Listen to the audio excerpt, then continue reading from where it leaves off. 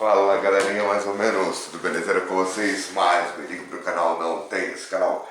O vídeo de hoje é aquela velha história, não faz sentido, discorde comigo, não tem nada demais, apenas a minha opinião de bosta.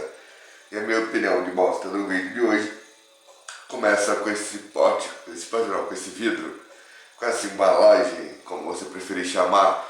Tipo, eu não sei porque as pessoas dão tanta importância assim para o significado de cada palavra, sendo que cada palavra pode ter vários significados diferentes e depende também do resto da frase, né?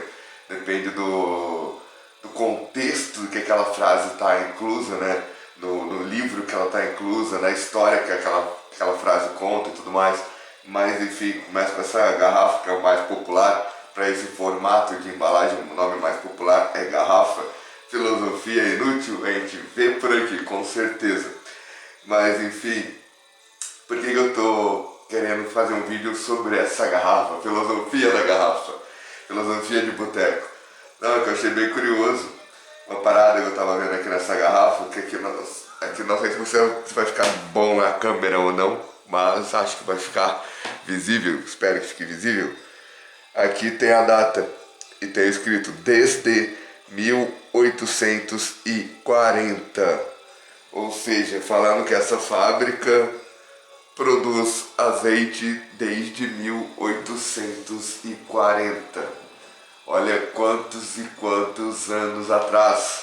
Para se ter uma ideia, o Brasil ainda era colônia de Portugal, não era chamado Brasil, não existiu o país democrático de terceiro mundo, que é o país do futuro, que é chamado Brasil, não existia. Ainda pertencia ao reinado, não era nem país de Portugal também. Portugal também não era país, Portugal era um reinado, tinha um rei que morava num castelo e mandava nas terras que eram, mandava nas fronteiras de Portugal, nas terras que pertenciam ao reinado de Portugal, inclusive toda a América do Sul, porque não existia Brasil, Argentina, Chile, etc. Era tudo um bando de mato com praias que eles descobriram, e por eles terem descoberto, porque eles terem chego naquelas terras que não existia nenhuma civilização ali, eles se tornaram os donos daquelas terras até mais ou menos 1887, quando foi oficializada a data de o Brasil deixar de ser colônia de Portugal, a real independência, digamos assim, do Brasil, em 1887. Só que obviamente não acontece de um ano para o outro. Não é durante um ano que se troca um regime governamental de um país. Não é o que o presidente faz no ano vai acontecer, surtir o efeito exatamente naquele ano. O que o presidente faz no ano surte efeito durante vários e vários anos.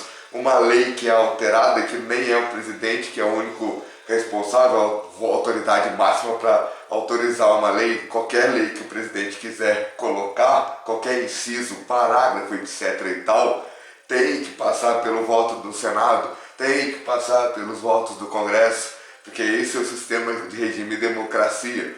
Não é uma única pessoa mandando igual era antigamente na época dos reinados.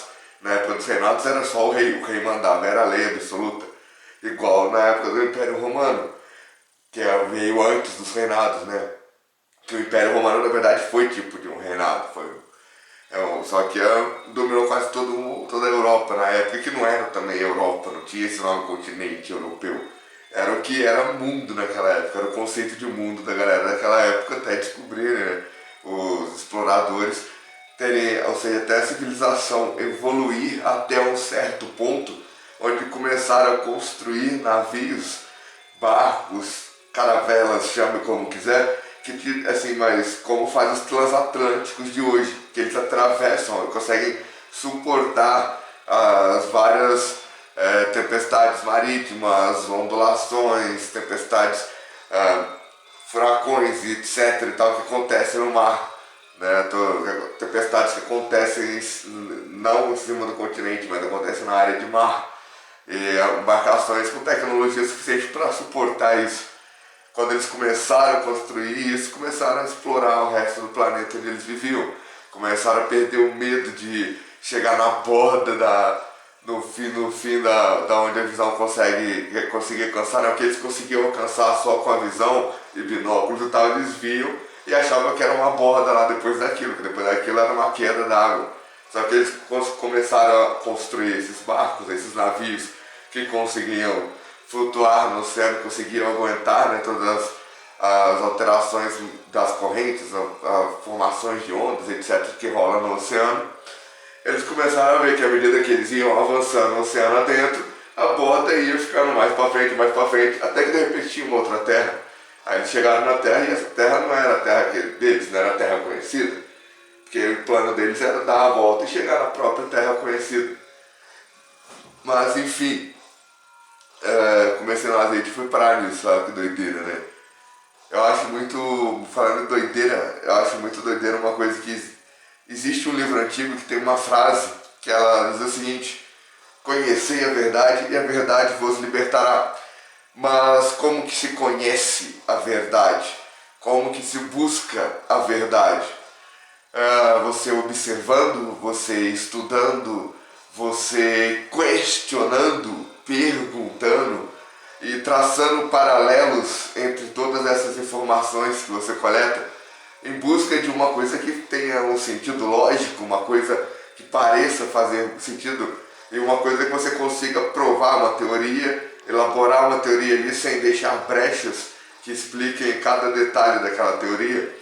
E depois dessa teoria elaborada, você conseguir, através de materiais táteis, né, objetos físicos, através de contas, cálculos matemáticos e pesquisas científicas em todos os ramos da ciência, provar que existe aquela teoria, provar, assim como fez o seu Zé Newton, digamos assim, que descobriu a teoria da gravidade, elaborou a teoria da gravidade através de um questionamento. A maçã caiu na cabeça dele e ele questionou por que a maçã cai. Por que a maçã cai da árvore em um determinado momento.